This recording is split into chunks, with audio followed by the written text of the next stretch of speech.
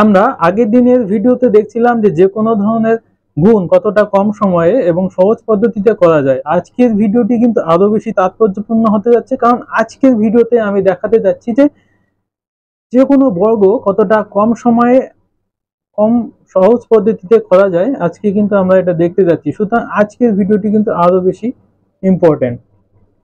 তো চলো শুরু করা যাক। ভিডিওটি শুরু করার আগে, অর্থাৎ এই বর্গ নির্ণয়ের ক্ষেত্রে আমি আগের দিনের ভিডিওর একটা সামান্য পার্টে ফিরছি। আগের দিনের ভিডিওতে দুই অঙ্কের সংখ্যার সাথে দুই অঙ্কের সংখ্যার গুণফলের যে একটা পদ্ধতি আমি দেখিয়ে দিয়েছি। লাস্ট ডিজিট এর সমষ্টি যদি 10 আসে এবং রিমেইন অর্থাৎ অবশিষ্ট সংখ্যাটি যদি অপরিবর্তিত থাকে অর্থাৎ একই হয়, তাহলে কিন্তু সেই গুণটা কি করে আমরা কম সময়ের মধ্যে সহজভাবে করতে পারি সেটা আমি দেখিয়ে দিয়েছিলাম। চলো আর একবার রিক্যাপ করা যাক, কারণ এই পদ্ধতিটি আমাদের এক ধরনের বর্গ নির্ণয়ের ক্ষেত্রে কিন্তু গভীরভাবে সাহায্য করবে।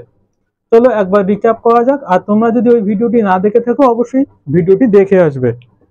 তাহলে আমি একটি এক্সাম্পল নিচ্ছি 27 এবং 23 এর গুণফল অর্থাৎ মাল্টিপ্লিকেশন।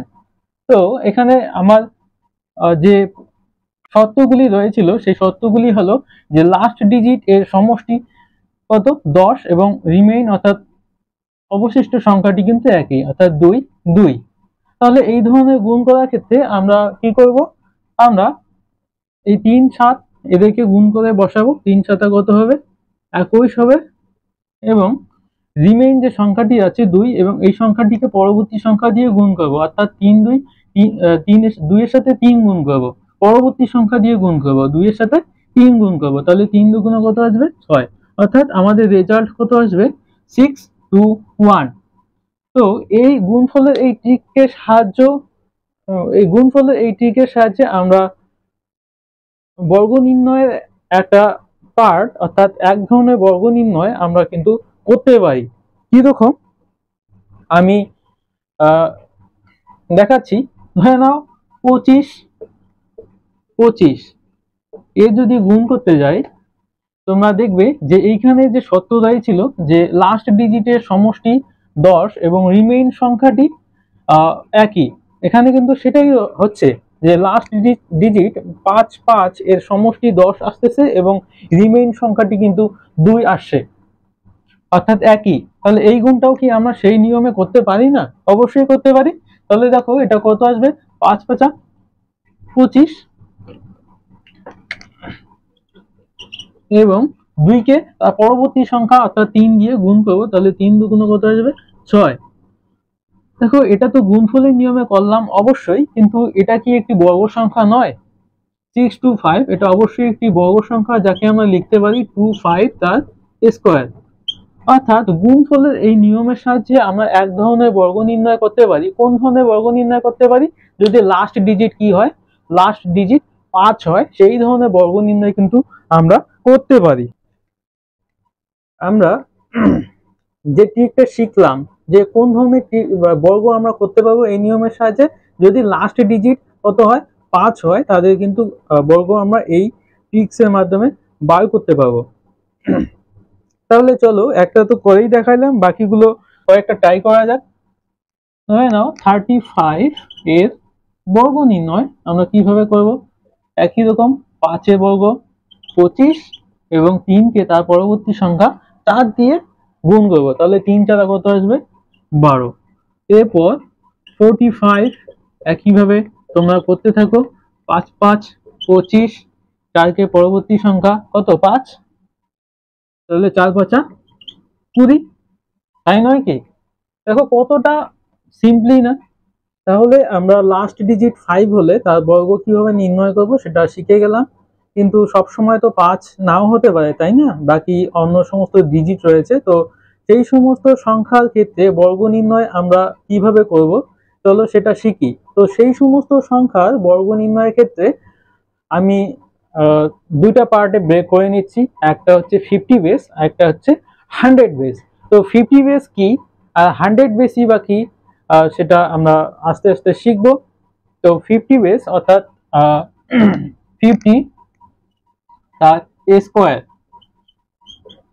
কত আমরা সবাই জানি 2500। অর্থাৎ এই বর্গের সাহায্যে আমরা 50 এর পার্শ্ববর্তী যে সংখ্যাগুলি রয়েছে তার বর্গ নির্ণয় কিভাবে করব সেটা কিন্তু তাতে কিন্তু এই 50 বেসটা আমাদের কি করবে, হেল্প করবে। নিয়ারেস্ট সংখ্যা অর্থাৎ 50 এর যদি কম হয় অর্থাৎ 50 অথবা 50 এর যদি বেশি হয়, যেমন 54 আমি একটা এক্সাম্পল নিলাম, এর বর্গ কিভাবে নির্ণয় করব খুব অল্প সময়ের মধ্যে।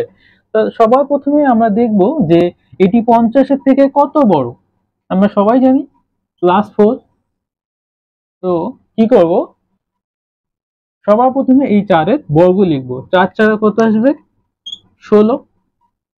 এরপর সেকেন্ড যে কাজটা আছে এই 25 এর সাহায্যে এই 25 কে এই 4 কে 25 এর সাথে এই 4 কি করব, যোগ করব। তাহলে 25 4 কত হবে 29 হবে। যদি এখানে হাতে ধরা থাকতো তাহলে সেই হাতে ধরাকে আমরা যেটাকে ক্যারি বলি ইংলিশে, সেই হাতে ধরাটা এখানে কি করব, অবশ্যই যোগ করব। কিন্তু এখানে হাতে ধরা নেই তাই আমি লিখলাম না। তোমরা হাতে ধরা থাকলে অবশ্যই সেটা হাতে ধরে নিয়ে করবে। আমি হাতে ধরা তাহলে একটা এক্সাম্পল তোমাদের দেখিয়ে দিচ্ছি। আমি আরেকটি এক্সাম্পল নিলাম 64। এটার বর্গ কিভাবে করব কম সময়ের মধ্যে। আমরা জানি 50 এর থেকে এটি কত বড়, +14, তাই নয় কি? তাহলে 14 আমরা জানি প্রথম কাজ কি আমাদের 14 এর বর্গ লেখা। 14 এর বর্গ কত আসবে 196। তো লাস্ট টু ডিজিট কে লিখবো, 96 কে লিখবো। হাতে ধরে আমাদের কত থাকবে 1 থাকবে। আচ্ছা এবার 25 এর সাথে 14 যোগ করব, তাহলে কত আসবে 39। 39 আর তার সাথে এই একটা আমি যেটা বলছিলাম আগের বার যে হাতে ধরা থাকলে যোগ করতে হবে, তাহলে 39 আর 1 কত 40। এভাবে সমস্ত বর্গ যেগুলো 50 এর পার্শ্ববর্তী রয়েছে সংখ্যা তাদের কি করতে পারবো, আমি বর্গ নির্ণয় করতে পারবো অল্প সময়ের মধ্যে।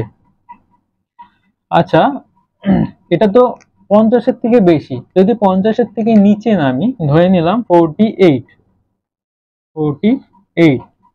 এর বর্গ কিভাবে নির্ণয় করব। 48 এর বর্গ নির্ণয়ের ক্ষেত্রে একই প্রসেস আমরা দেখব এটি কত কম বা বেশি। 50 এর থেকে কত কম, -2 কম। তো সবার প্রথমে কি লিখবো 2 এর সবার প্রথম কাজ তো তোমরা জানোই যে 2 এর কি করা, বর্গ লেখা। তাহলে 2 এর বর্গ কত আসবে 4। শুধু 4 লিখবো না, এটা মনে রাখবে যে 04 লিখবো। দুইটা সংখ্যা মিল করে লিখবো, শুধু 4 লিখবো না 04 লিখবো, এটা কিন্তু মাথায় রাখবে অবশ্যই। এবার এবার কি করতে হবে, আগে যোগ করছিলাম, এবার 25 থেকে কি করবো বিয়োগ করবো। তাহলে কত আসবে 23। এই 23টাকে লিখবো, যেহেতু হাতে ধরা নেই তাহলে কত আসবে 23ই আসবে।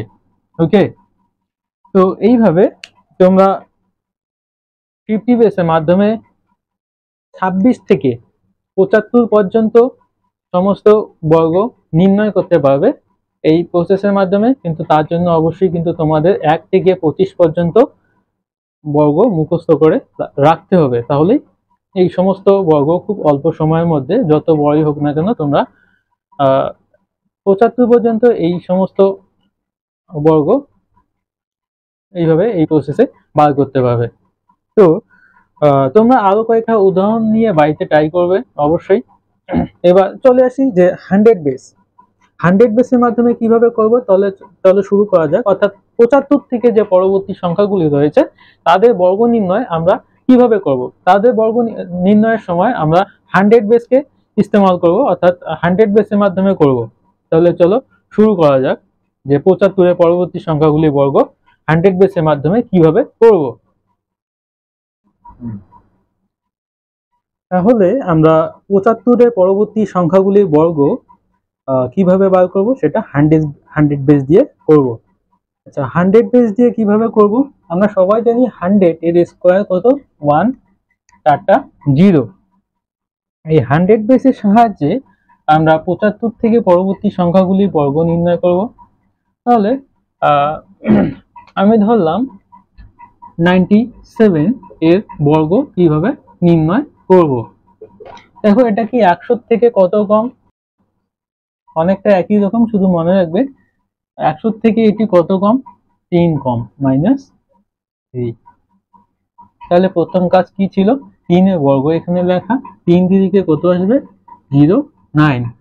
এবং নেক্সট কাজ কি হবে, আগে যা করছিলাম তার থেকে একটু ডিফারেন্ট, এটাকে এই সংখ্যার সাথে, যে সংখ্যাকে আমরা পারফর্ম করছি সেই সংখ্যার সাথে যোগ বিয়োগ করব। তাহলে এটার সাহায্যে এটাকে কি করব, -3 কে 97 থেকে 3 কে কত কি করব, বিয়োগ করব। তাহলে কত আসবে, 94। 90 কত আসবে, 4। এরকম ভাবে আমরা করব। ধরে নিলাম কত, 91 এর বর্গ নির্ণয় করছি। তাহলে এটা কত কম, আমরা সবাই বলবো 9 কম, তাই না, 9 কম। তাহলে কি হবে, 9 এর প্রথমে কি করব, বর্গ নির্ণয় করব। 9 নং কত হবে, 81। এবং 91 থেকে 9 বিয়োগ করব, কত হবে, 82। তো এইভাবে 100 পার্শ্ববর্তী যে সংখ্যাগুলি রয়েছে সেই সংখ্যাগুলির বর্গ কিন্তু আমরা এইভাবে বার করব। আচ্ছা, 100 যদি বেশি হয়, ধরে নিলাম কত, 104, এর বর্গ কি করে নির্ণয় করব। তাহলে এটা 100 থেকে কত বেশি, আমরা সবাই বলবো 4 বেশি। তাহলে প্রথম কি করব, 4 ছাড়া 16 লিখব এবং 104 কে এই 4 এর সাথে কি করব, যোগ করে দিব। এখানে বিয়োগ করতে হয়েছিল, এখানে কি করতে হবে, যোগ করতে হবে। 104 কে 4 দিয়ে যদি যোগ করি 108 আসবে। কতক্ষণ সময় লাগবে, খুব বেশি 15 সেকেন্ড, কেউ চাইলে 10 সেকেন্ড সময়ের মধ্যেও কিন্তু বার করে নিতে পারো। তাহলে খুবই সিম্পল ভাবে কম সময়ের মধ্যে আমরা বার করতে পারছি। এইভাবে তোমরা আরো সংখ্যা নেবে, অন্যান্য সংখ্যাগুলি নেবে, নিয়ে বাড়িতে ট্রাই করবে। আমরা 50 বেস বা 100 বেসের সাহায্যে যে কোনো সংখ্যার বর্গ কিভাবে বার করব সেটা শিখে গেছি। এবার একটা জেনারেল মেথড আমরা দেখছি, যেটা সেটা 50 বেস হতে পারে বা 100 বেসে 2 সংখ্যারও হতে পারে, 3 সংখ্যারও হতে পারে। তো আমরা সেগুলো জেনারেল মেথডের সাহায্যে কিভাবে শিখবো, এখানে কোনো বেস অ্যাপ্লাই করব না, 100 না 50। তো ফার্স্ট জেনারেল মেথডের সাহায্যে যেভাবে বার করব, সংখ্যাকে দুইটা অঙ্কে ব্রেক করে নেব। এটা বর্গ লিখবো 7 7 49 এবং এটা বর্গ করলে কত আসবে, 3 3 3 0,9। এবার একটা প্লেস বাদ দেব। এরপর কি করব, এই সংখ্যা দুটিকে গুণ করব, 3 7 21, 21 কে আবার 2 দিয়ে গুণ করব, কত, 42। এবার যোগ করে দেব, 9 6 3 1। তো এইভাবে যদি তোমাদের কখনো বেস মেথডের সাহায্যে প্রবলেম হয়, তোমরা এইভাবেও যে কোনো বর্গ বের করতে পারবে। তো এটা হচ্ছে জেনারেল মেথড। আশা করি 50 এবং 100 বেসটাই বেশি সুবিধাজনক হবে, তোমরা সেটাই অ্যাপ্লাই করার চেষ্টা করবে। আজকের ভিডিওটি এতটুকুই, সবার কাছে আশা করব খুবই ইন্টারেস্টিং ছিল। তোমরা সবাই সাবস্ক্রাইব করে দেবে এবং যদি তোমাদের মনে হয় যে এটি তোমাদের বন্ধুদেরও সাহায্যে আসবে, তাহলে অবশ্যই বন্ধুদেরকেও শেয়ার করবে।